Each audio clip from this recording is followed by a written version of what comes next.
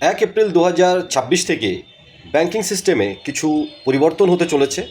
RBI এনপিসির rules মেনে bank এবং কোম্পানিগুলো পরিবর্তন করতে চলেছে, যেটা অ্যাজ এ এপিএস সিএসপি বা ব্যাংক সিএসপি এবং সিটিজেন হিসাবে আপনার জানা উচিত। সবথেকে গুরুত্বপূর্ণ এবং সবথেকে প্রথমে ওটিপি সিস্টেমে পরিবর্তন আসছে। এখন থেকে ওটিপি হয়তো আর এসএমএসের মাধ্যমে আসবে না, ম্যাক্সিমাম ক্ষেত্রে ওটিপি আসবে যে অ্যাপ্লিকেশন আপনি ব্যবহার করছেন সেই অ্যাপ্লিকেশনের মধ্যে। এবং ডাইনামিক টু ফ্যাক্টর অথেন্টিকেশন চালু হতে চলেছে।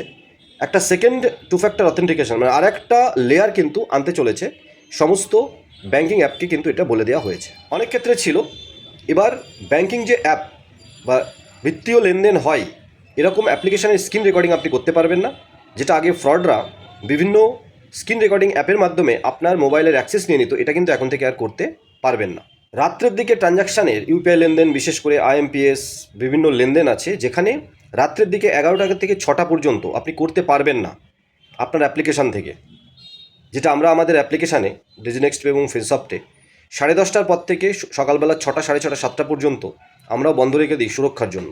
কারণ ওই সময় অ্যাকচুয়াল দোকানদাররা লেনদেন করে না, ওই সময় লেনদেন করে ফ্রডরা বা স্ক্যামাররা। সবার প্রথমে বলেছিলাম একটা গুরুত্বপূর্ণ ওটিপি নিয়ে, আর একদম সবার লাস্টে বলছি সবথেকে গুরুত্বপূর্ণ, সেটা হচ্ছে প্যান কার্ড বানানোর সিস্টেমে কিন্তু পরিবর্তন আসতে চলেছে।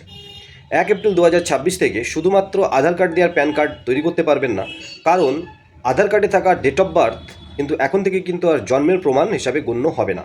তাই শুধুমাত্র আধার কার্ড দিয়ে প্যান কার্ড বানাতে পারবেন না। প্যান কার্ড বানাতে হলে আধার কার্ডের সাথে সাথে ডেট অফ বার্থ প্রুফ, এর মধ্যে যে 4-5টা ডকুমেন্টস খুব গুরুত্বপূর্ণ আছে, যার মধ্যে বার্থ সার্টিফিকেট এবং পাসপোর্ট আছে, ভোটার কার্ড আছে, সেখানে ডেট অফ বার্থ যেটা সেটা কিন্তু আপনাকে আপলোড করতে হবে। এবং নিশ্চয়ই কোনো সুন্দর সিস্টেম আসবে যেখানে আপনি ইকিউআইসির মাধ্যমে প্যান কার্ড বানাতে পারবেন আধার দিয়েই, কিন্তু ডেট অফ বার্থের জন্য রেগুলেটেড যে অ্যাপ্রুভড 3-4টে ডকুমেন্টস, যার মধ্যে পাসপোর্ট, বার্থ সার্টিফিকেট সবথেকে গুরুত্বপূর্ণ হতে চলেছে, ভোটার কার্ড গুরুত্বপূর্ণ হতে চলেছে, সেগুলো আপলোড এবং ফেচ করার অপশান থাকবে। সেখান থেকে আপনি ম্যাক্সিমাম টাইমে নয়, মিনিমাম টাইমে প্যান কার্ড কাস্টমারের কাছে ডেলিভারি করবে।